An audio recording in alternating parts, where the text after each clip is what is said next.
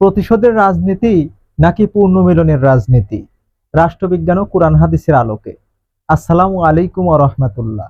যে রাজনীতি প্রতিশোধকে বেছে নেয় সে সাময়িকভাবে জয়ী হতে পারে, কিন্তু যে রাজনীতি পুনর্মিলনকে বেছে নেয় সে একটি জাতির ভবিষ্যৎ গড়ে তোলে।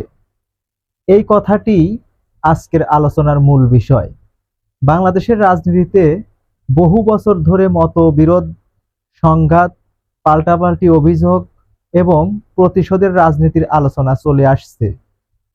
ক্ষমতা বদলায়, সরকার বদলায়, কিন্তু একটি প্রশ্ন থেকেই যায়, এই প্রতিদ্বন্দ্বিতা কি শেষ পর্যন্ত রাষ্ট্রকে শক্তিশালী করেছে নাকি আরো বিভক্তি করছে? রাষ্ট্রবিজ্ঞানের ভাষায় গণতন্ত্র রাজনৈতিক প্রতিযোগিতা স্বাভাবিক, কিন্তু প্রতিযোগিতা আর প্রতিশোধ এক জিনিস নয়। প্রতিযোগিতা হয় নীতি, কর্মসূচি, জনগণের আস্থা অর্জনের জন্য। আর প্রতিশোধের রাজনীতি শুরু হয় তখন যখন প্রতিপক্ষকে পরাজিত করাই একমাত্র লক্ষ্য হয়ে যায়। এর ফলে রাষ্ট্রীয় প্রতিষ্ঠানগুলো চাপের মুখে পড়ে, জাতীয় ঐক্য দুর্বল হয় এবং জনগণের মধ্যে অনিশ্চয়তা তৈরি হতে পারে। ইতিহাসে আমরা দেখছি যেসব দেশ দীর্ঘমেয়াদে স্থিতিশীল হয়েছে তারা একসময় প্রতিশোধের চক্র থেকে বের হয়ে সংলাপ, আইনের শাসন এবং জাতীয় পুনর্মিলনের পথ বেছে নিয়েছে। এবার আসি কোরআনের আলোকে। আল্লাহ তাআলা বলেন, ভালো ও মন্দ কখনো সমান হতে পারে না।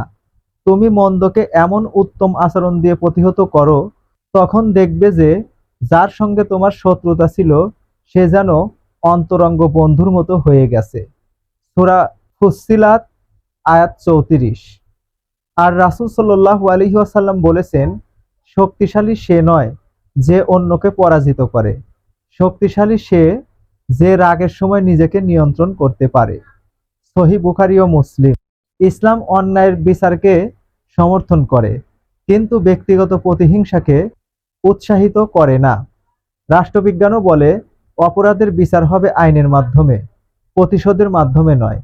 তাই একটি রাষ্ট্রের ভবিষ্যৎ নির্ভর করে এই প্রশ্নের উপর, আমরা কি প্রতিশোধের রাজনীতি চালিয়ে যাব নাকি এমন একটি রাজনৈতিক সংস্কৃতি গড়ে তুলব যেখানে মতের ভিন্নতা থাকবে কিন্তু রাষ্ট্রের স্বার্থ সবার আগে থাকবে।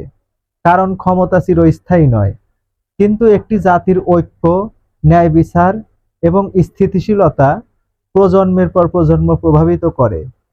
আমি কোনো ব্যক্তি বা দলের কথা বলছি না, আমি রাষ্ট্রবিজ্ঞান ও কোরআন হাদিসের আলোকে একটি নীতিগত শিক্ষা তুলে ধরছি। ভিডিওটি ভালো লাগলে লাইক, কমেন্ট এবং শেয়ার করবেন। আল্লাহ হাফেজ।